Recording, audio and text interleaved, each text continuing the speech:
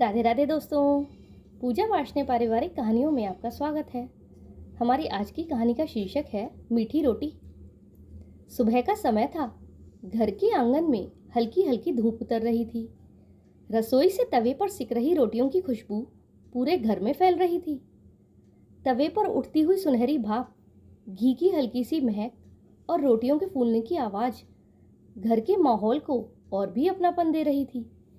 कावेरी देवी, जिनकी उम्र लगभग 60 साल थी, वो आटे से सने हाथों से तवी पर रोटियां सेक रही थीं। उनके चेहरे पर हल्की थकान थी, मगर दिल में परिवार के लिए अपार प्रेम भरा हुआ था। हर रोटी उनके लिए सिर्फ आटे का गोला नहीं थी, बल्कि अपने बच्चों और पोते पोतियों के लिए आशीर्वाद का टुकड़ा थी। तभी अचानक रसोई में शांति को चीरती हुई एक कड़क आवाज गूंजी। माँ, ये क्या है? इतनी रोटियां क्यों बना दी आपने? आपको तो बिल्कुल भी समझ में नहीं आता। ये आवाज उनकी बहू अनवी की थी। कावेरी देवी का हाथ जैसे थम गया। आधी पकी हुई रोटी तवे पर जलने लगी, मगर उनकी आंखें खालीपन में टिक गईं। उंगलियां कांप उठी। अनवी गुस्से से बोली, इतनी रोटियां कौन खाएगा? ये सब तो बर्बाद होंगी। इस भीड़ भाड़ में क्या किसी को रोटियों की जरूरत है? पूड़ियाँ तल दी जाती तो ठीक रहता, पर आपको तो हमेशा अपनी मनमानी करनी होती है।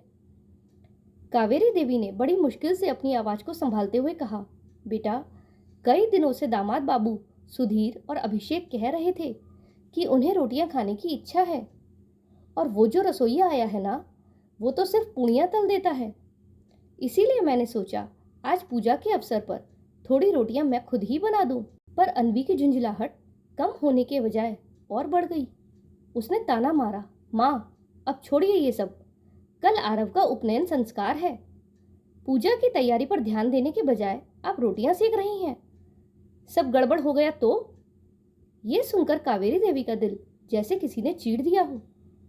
उनकी आंखें भर आईं, मगर उन्होंने अपने आंचल से आंसू तुरंत पोंछ डाले कि कोई देख ना ले।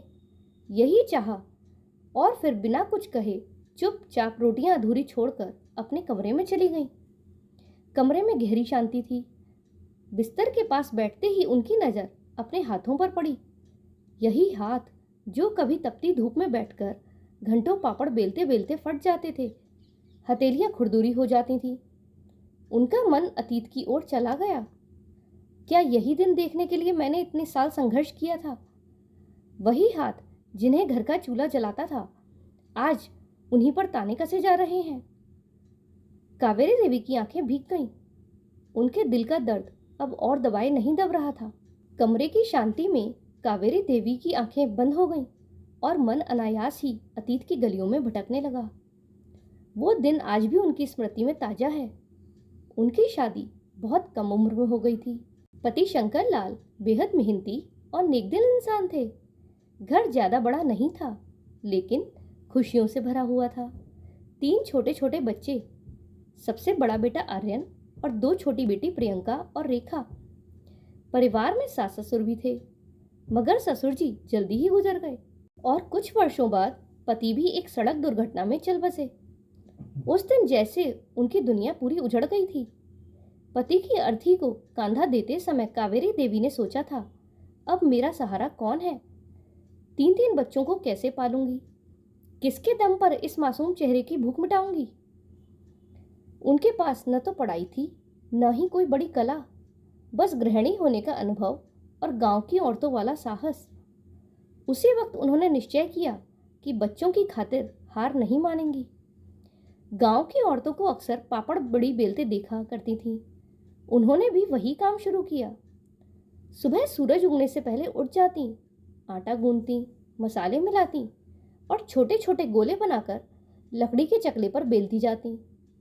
तपती धूप में आंगन में चादरें बिछाकर पापड़ सुखाने के लिए बैठ जाती। गर्म हवा और धूप से उनकी त्वचा धुलस जाती, हथेलियों पर दरारें पड़ जाती, मगर वह काम छोड़ती नहीं थी। शाम होते ही उन पापड़ों को गठरी में बांधकर गांव की दुकानों पर बेच आती। इससे कुछ रुपए मिल जाते। कभी कभी गांव की औरतें मजाक भी उड़ाती, अरे कावेरी, ये पापड़ बेचकर तू बच्चों को बड़ा करेगी। लेकिन वह मुस्कुराकर कहती, हाँ बहन, भगवान की दया और मेहनत की कमाई से ही बच्चे पलेंगे। धीरे धीरे यही कमाई उनका सहारा बन गई। बच्चे जब भूख से रोते तो वह खुद भूखी रह जाती और उन्हें खिला देती। कई बार आटे में पानी ज़्यादा मिलाकर खिचड़ी बना देती ताकि सबका पेट भर जाए। उनका बेटा आर्यन भी अभी छोटा ही था, मगर माँ के दुख को समझता था। अक्सर कहता, माँ आप थक जाती होंगी, मैं बड़ा होकर आपको कभी रोने नहीं दूंगा। कावेरी देवी की आंखों से आंसू बह जाते और वह उसे सीने से लगा लेती। धीरे धीरे वक्त बदला। पापड़ बड़ी का काम थोड़ा और बढ़ा। आर्यन ने पढ़ाई में मेहनत की और एक अच्छी सरकारी नौकरी पाली। उसने माँ का सिर गर्व से ऊंचा कर दिया। बेटियों की शादियां भी अच्छे घरों में करवाईं। आज कावेरी देवी ने सोचा था कि बेटे और दामादों को फिर से अपने हाथ की रोटियां खिला दूं। कितने दिनों से सब कह रहे थे, पर बहू अन्वी के तानों ने उनका मन तोड़ दिया। वह बुदबुदाई, इन हाथों ने जब दिन रात पापड़ बेलकर घर का चूल्हा जलाया था तब तो कभी किसी ने ताना नहीं मारा, लेकिन आज इन्हीं हाथों को समझ नहीं आता कहकर अपमानित किया जा रहा है। उनकी आंखों से आंसू बह निकले, मगर होठों पर वही पुरानी मुस्कान ठहर गई। कमरे की शांति में डूबी कावेरी देवी अभी अपने पुराने दिनों की यादों में खोई ही थी कि दरवाजे पर धीरे से दस्तक हुई। माँ, आप यहीं हैं ना? ये आवाज उनके बेटे आर्यन की थी। कावेरी देवी ने आंचल से अपनी आंखों के आंसू जल्दी से पोंछे और मुस्कुराते हुए बोली, हाँ बेटा, यहीं हूँ, जरा थक गई थी इसीलिए कमरे में आ गई। आर्यन कमरे में आया और माँ के पास बैठ गया। उसने माँ के हाथ अपने हाथों में लेकर देखा। हाथों की त्वचा अब भी खुरदुरी थी, जगह जगह दरारें थीं। उसने हल्की झुंझलाहट से कहा, माँ, आप क्यों इतनी मेहनत करती हैं? रसोइयाँ हैं घर में, काम वाली हैं, फिर भी आप क्यों खुद को थकाती हैं? कावेरी देवी ने मुस्कुराकर कहा, अरे पगले, मेहनत नहीं है ये तो मेरा सुख है, बच्चों को अपनी माँ के हाथ की रोटियां खिलाने का सुख। आर्यन ने माँ के माथे को सहलाया और भावुक स्वर में बोला, आज की रोटियां आपने ही बनाई थी ना? बहुत मीठी थी माँ, सच कह रहा हूँ, बहुत मीठी। इतनी मीठी रोटियां तो कोई और बना ही नहीं सकता। ये सुनकर कावेरी देवी का चेहरा खिल उठा। उनकी आंखों की नमी में एक चमक आ गई। उन्होंने बेटे का सिर सहलाते हुए कहा, बस बेटा, तुम सब खुश रहो, यही मेरी सबसे बड़ी कमाई है। लेकिन तभी दरवाजे पर फिर से आहट हुई। ये बहू अन्वी थी। वह झल्लाते हुए कमरे में दाखिल हुई और बोली, आर्यन, आपको पता भी है माँ पूरे समय रोटियां सेकने में लगी रहीं। घर में इतनी तैयारियां होनी हैं, मेहमानों को संभालना है और इन्हें रोटियों की पड़ी है। मैं कब तक अकेले सब करूं? आर्यन ने संयमित स्वर में कहा, अन्वी, माँ ने कुछ गलत नहीं किया। दामाद बाबू कितने दिनों से कह रहे थे कि माँ के हाथ की रोटियां खाएं, और वैसे भी माँ के हाथ का स्वाद अलग ही होता है। अन्वी ने ताने से कहा, स्वाद का क्या है, वो तो किसी भी होटल से आ सकता है। असली बात तो काम संभालने की है। पूजा का समय नज़दीक है और माँ को बस अपनी मनमानी करनी है। कावेरी देवी ने बेटे को कुछ कहने से रोका और खुद बोली, बेटा, तुम्हारी पत्नी ठीक कह रही है। मैं अब उम्र दराज हो चुकी हूँ, मेरी समझ शायद पिछड़ गई है। जो मैंने किया वह बच्चों के प्रेम में किया। अगर गलती लगी हो तो मुझे माफ़ कर देना। उनकी आवाज़ में कोई शिकवा नहीं था, बस एक माँ की विनम्रता थी। आर्यन के दिल को यह बात चीर गई। उसने मन ही मन सोचा, कैसे समझाऊं अन्वी को कि मेरी माँ का हर काम, हर रोटी हमारे लिए दुआ है। ये वही हाथ हैं जिनसे पापड़ बेल बेल कर उन्होंने हमें बड़ा किया है। मैं माँ के अपमान को कैसे सहूं? उस दिन देर रात जब सब सो गए तब आर्यन माँ के पास बैठा रहा। उसने माँ का हाथ अपने हाथों में लेते हुए कहा, माँ, आप चिंता मत किया करें। अगर कोई आपको कुछ कहे तो चुपचाप मत सहा करें। आपकी इज्जत मेरे लिए सबसे ऊपर है। कावेरी देवी ने मुस्कुराकर कहा, बेटा, बुजुर्गों का काम ही सहना होता है। अगर हम बड़ों ने भी अपनी नाराजगी दिखानी शुरू कर दी तो घर की शांति कहाँ बचेगी? तुम बस खुश रहो, यही मेरी पूजा है। माँ की बातें सुनकर आर्यन की आंखें भर आईं। उसने माँ को गले से लगा लिया। घर भर में गहमा गहमी थी। कल उपनयन संस्कार था। दीवारों पर झालरें, आंगन में बैठी महिलाएं गीत गा रही थीं। बच्चे इधर उधर दौड़ रहे थे, लेकिन इस चहल पहल के बीच कावेरी देवी अपने कमरे में खामोश बैठी थी। सुबह बहू अन्वी के तानों ने दिल को गहराई तक आहत कर दिया था। बेटे आर्यन के मीठे शब्दों ने थोड़ी राहत जरूर दी थी, लेकिन घाव तो वही था। वे चुपचाप भगवान की मूर्ति के सामने बैठकर बुदबुदा रही थीं। हे प्रभु, मुझे शक्ति देना कि मैं इस घर को जोड़े रख सकूं। बच्चे चाहे समझें या ना समझें, मेरी दुआएं हमेशा उनके साथ रहें। उसी वक्त आंगन में हलचल हुई। अरे देखो, सारिका देवी आ गईं, किसी औरत ने पुकारा। हाँ, ये अन्वी की माँ थी। सारिका देवी थकी हारी मगर मुस्कुराती हुई आईं। उनके हाथ में एक पुराना सा पीतल का डब्बा था। अरे बेटा देखो, तुम्हारे लिए मूंग दाल का हलवा लाई हूँ। रात भर भूनती रही। तुम्हारे पापा तो कह रहे थे कि मत करो, पर मुझे तो अपनी बेटी की रस्म पर कुछ खास लेकर आना ही था। डब्बा खुलते ही घी और इलायची की गहरी खुशबू कमरे में फैल गई। अन्वी की आंखें चमक उठीं।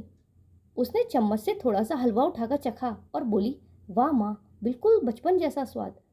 आपके हाथ का हलवा तो कोई और बना ही नहीं सकता। लेकिन अगली ही नज़र में उसने देखा कि माँ की आंखें लाल थी, उनमें आंसू थे। अन्वी ने चौंक कर देखा और बोली, माँ, ये क्या, आप रो क्यों रही हैं? सारिका देवी ने भारी आवाज में कहा, बेटा, ये हलवा बनाते वक्त तेरी भाभी ने बहुत कुछ सुनाया। बोली, अब इस उम्र में हलवे पूड़ी बनाने की क्या ज़रूरत है? क्या शौक चढ़ा है आपको? आराम करो और भजन पूजा करो। मैंने कुछ नहीं कहा, बस सोचा चाहे कोई कितना भी ताना दे, मेरी बेटी की खुशी के लिए ये हलवा तो मैं ज़रूर बनाऊंगी। इतना कहते कहते उनका गला भर आया और आंसू ढलक पड़े। ये सुनते ही अन्वी के मन में जैसे कोई हथौड़ा पड़ा। उसे याद आया, आज सुबह उसने अपनी ही सास कावेरी देवी को रोटियां बनाने का उल्हाना दिया था। शब्द भले ही अलग थे, पर ताना तो वही था, और सामने खड़ी उसकी माँ को भी वही अपना अपमान सहना पड़ा था। उसका चेहरा पीला पड़ गया।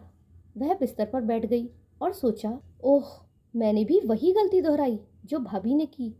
जो दर्द मेरी माँ ने सहा, वही मैंने अपनी सासू माँ को दिया। आखिर माँ चाहे अपनी हो या पति की, उनका सुख तो बस बच्चों के लिए पकाने और खिलाने में ही होता है। उसकी आंखों से आंसू टपकने लगे। तभी दरवाजे पर दस्तक हुई।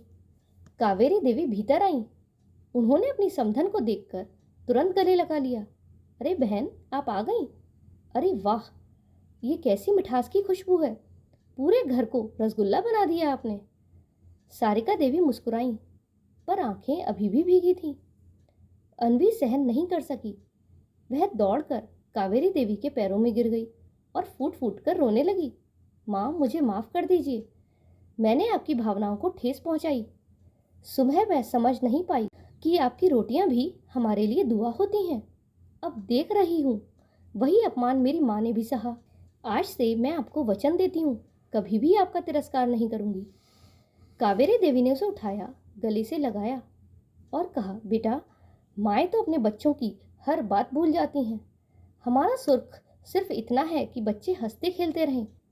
हलवा हो या रोटी, इसमें बस माँ का प्यार है। सारिका देवी भी पास आईं। दोनों समधन ने मिलकर अन्वी के सिर पर हाथ फेरा।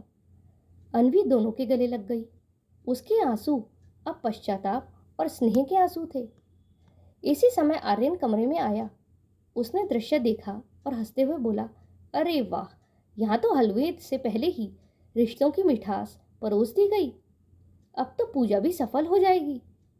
सभी ने हंसते हंसते अपने आंसू पोंछे। कावेरी देवी की आंखों में अब चमक थी, ममता और अपनत्व की चमक। सारिका देवी की थकान भी हल्की हो गई और अन्वी के दिल से बोझ उतर गया। उस हलवे की मिठास ने घर में रिश्तों की कड़वाहट को पिघला दिया। तो दोस्तों, आपको ये कहानी कैसी लगी कमेंट में ज़रूर बताइएगा। अगर पसंद आई हो तो वीडियो को लाइक करें और चैनल पर नए हो तो चैनल को सब्सक्राइब करें। हमारे साथ अंत तक बने रहने के लिए धन्यवाद। जय श्री राधे।